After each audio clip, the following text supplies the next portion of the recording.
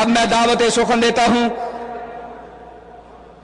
تنظیم اسلامی کے بانی مشہور اور معروف جناب ڈاکٹر اسرار احمد صاحب کو کہ وہ تشریف لائیں اور اپنے خیالات کا اظہار فرمائیں. جناب ڈاکٹر اسرار احمد صاحب.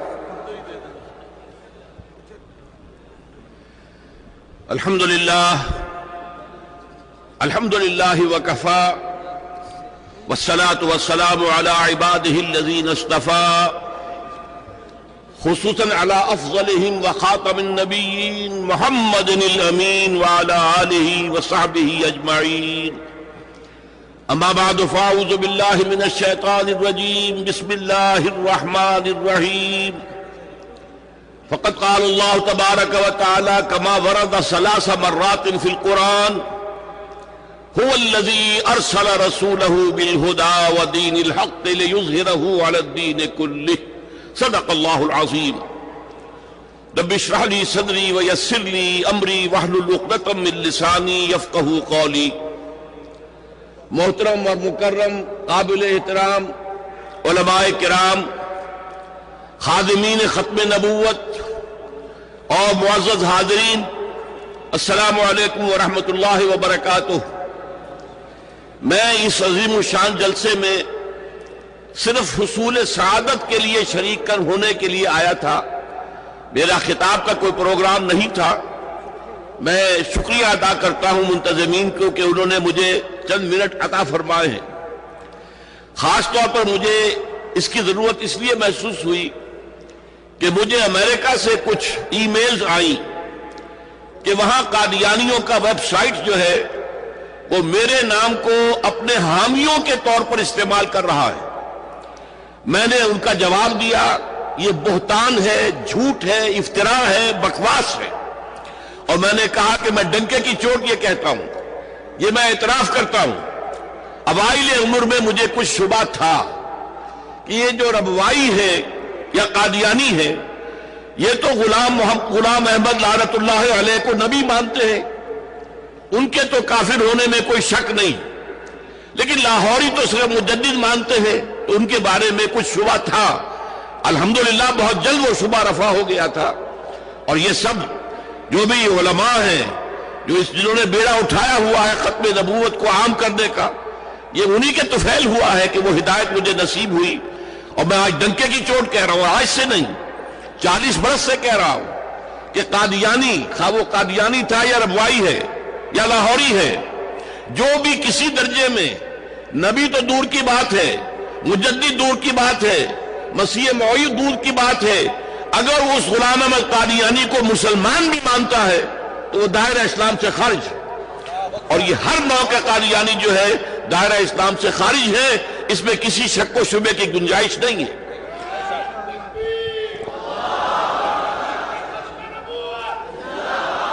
البتہ میں ذرا ایک نقطہ علماء کرام کی توجہ کے لیے پیش کرنا چاہتا ہوں. میرے نزدیک ختم نبوت کے 2 مفہوم ہیں. ایک یہ کہ پہلے نبوت تھی حضور سے پہلے، آپ کے بعد نہیں ہے. جیسے ہم کہتے ہیں آٹا تھا ختم ہو گیا، پیسے تھے مک گئے. دوسرا تو مفہوم کیا ہے؟ اسکول کا طالب علم کہتا میں نے اپنا کام پورا کر لیا، میں نے اپنا کام ختم کر لیا، کام پورا کر لیا. ختم نبوت کا دوسرا مفہوم، نبوت اور رسالت کی تکمیل ہوئی ہے محمد رسول اللہ صلی اللہ علیہ وسلم پر. محض ختم نبوت میں فضیلت کا پہلو نہیں ہے، فضیلت کا پہلو ہے تکمیل نبوت، تکمیل رسالت. اس موضوع پر میری بعض قادیانی نوجوانوں سے گفتگو ہوئی. میں نے ان کے سامنے ایک دلیل رکھی، کیونکہ غلام احمد قادیانی نے جو گمراہی شروع کی تھی، پہلی بات اس نے یہ کہی تھی کہ وہی تو رحمت ہے، وہی بند کیسے ہو سکتی ہے. اور یہ کہ سلسلہ جاری ہے، اس سے آگے اس نے اپنے جو ہے دعوے شروع کیے. میں نے اس سے کہا دیکھو مجھے بتاؤ کیا قرآن میں ہدایت مکمل ہو گئی ہے یا نہیں؟ کہنے ہو گئی. میں نے کہا دوسرا جواب، سوال، کیا قرآن محفوظ ہے یا نہیں؟ کیا محفوظ ہے. میں نے کہا پھر بتاؤ منطقی دلیل کیا ہے، پھر وہی کی ضرورت کیا ہے؟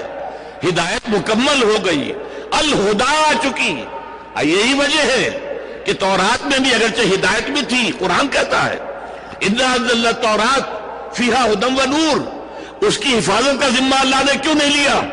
اگر اللہ ذمہ لیتا کیا اس میں تحریف ہو سکتی تھی؟ کہ نہیں. اس کا ذمہ کیوں لیا؟ اس لیے کہ وہ تو ابھی انٹرم پیریڈ کے لیے ہدایات اللہ دے رہا تھا. الہدا، the guidance, the total guidance, the complete guidance, the eternal guidance ابھی آنی تھی، لہذا اس کی حفاظت کی گئی ہے. سابقہ کی حفاظت کی ضرورت ہی نہیں تھی. پھر دین کامل ہوا. الیوم اکملت لکم دینکم واتممت علیکم نعمتی. یہ اتمام، تکمیل، اور یہ جو فرمایا آپ نے انما بعثت لاتمم مکارم الاخلاق، مجھے اس لیے بھیجا گیا ہے کہ اخلاق کی بلندیوں کی تکمیل کر دوں. اکمال ہو، تکمیل ہو، اتمام ہو، تتمیم ہو، یہی تو الفاظ ہیں جو محمد رسول اللہ کے لیے استعمال ہوتے ہیں. یہ تکمیل نبوت کے بعد ایک سادہ سے آدمی سے بھی پوچھئے، ایک گلاس لبالب بھر گیا ہے پانی سے، اب کون سا پانی ڈالو گے؟ کہاں ڈالو گے؟ اب اس کے اندر کسی پانی کی گنجائش نہیں ہے. ہدایت خداوندی، اليوم اکملت لکم دینکم واتممت علیکم نعمتی. اور نعمت کیا ہے؟ نعمت ہدایت. اس لیے کہ دنیا کی کوئی شے نعمت نہیں ہے جب تک کہ نعمت ہدایت ساتھ نہ ہو. صحت نعمت نہیں ہے اگر ہدایت نہیں ہے. اس لیے کہ غنڈہ گردی کرو گے، اپنی صحت کو غلط استعمال کرو گے. دولت نعمت نہیں ہے اگر ہدایت نہیں ہے. عیاشیاں کرو گے، بدماشیاں کرو گے، اور تم لوگوں کے اوپر دولت کا دھوس جماؤ گے، اصلاح و تبذیر کرو گے. لہذا نعمت ہدایت، اس کے ساتھ ہر شے نعمت ہے. وہ نعمت کامل ہو چکی محمد رسول اللہ پر. اس کی حفاظت کا ذمہ لے لیا اللہ تعالیٰ نے. ابد الآباد تک اس کے اندر کوئی بھی تحریف نہیں ہو سکتی. ایک نقطہ صرف اور اجازت چاہتا ہوں کہ ہمیں یہ چاہیے کہ اس ملک میں نفاذ شریعت کی پوری تحریک کو پوری مضبوطی کے ساتھ کھڑا کریں. یہ قادیانی ناسور ختم نہیں ہوگا. پوری مغربی دنیا اس کی پشت پر ہے، یہودیت اس کی پشت پر ہے، چاہے پروٹیسٹنٹ عیسائی ہو وہ بھی پشت پر ہیں، چاہے کیتھولک عیسائی ہو وہ بھی پشت پر ہیں، چاہے ہندو ہو وہ بھی پشت پر ہیں. اس کا ناسور جو ہے ختم نہیں ہو سکتا جب تک کہ مرتد کی سزا نافذ نہ کی جائے. جب تک کہ مرتد کو قتل کرنے کی سزا نافذ نہیں کی جائے گی یہ فتنہ پھیلتا جائے گا. آج بھی ہمارے ہاں پھیل رہا ہے، اندر ہی اندر دیمک کی طرح پھیل رہا ہے. لہذا ہمیں مطالبہ یہ کرنا چاہیے کہ شریعت کے مطابق جو مرتد کی سزا ہے وہ نافذ کی جائے. اسی سے در حقیقت سد باب ہو سکے گا، اسی سے یہ فتنہ ختم ہوگا، اسی سے سرکوبی ہوگی. آخر میں آپ سے صدا کرتا ہوں میرے حق میں دعا کریں. اب بڑھاپا بھی ہے، معذوریاں بھی ہیں، میں کھڑے ہو کر بات نہیں کر پایا ہوں، تو میرے لیے یہ کہ خاتمہ بالخیر کی دعا کریں. اللہ تعالیٰ صحیح عقائد کے اوپر برقرار رکھتے ہوئے اپنے حضور میں حاضری لگوا دے.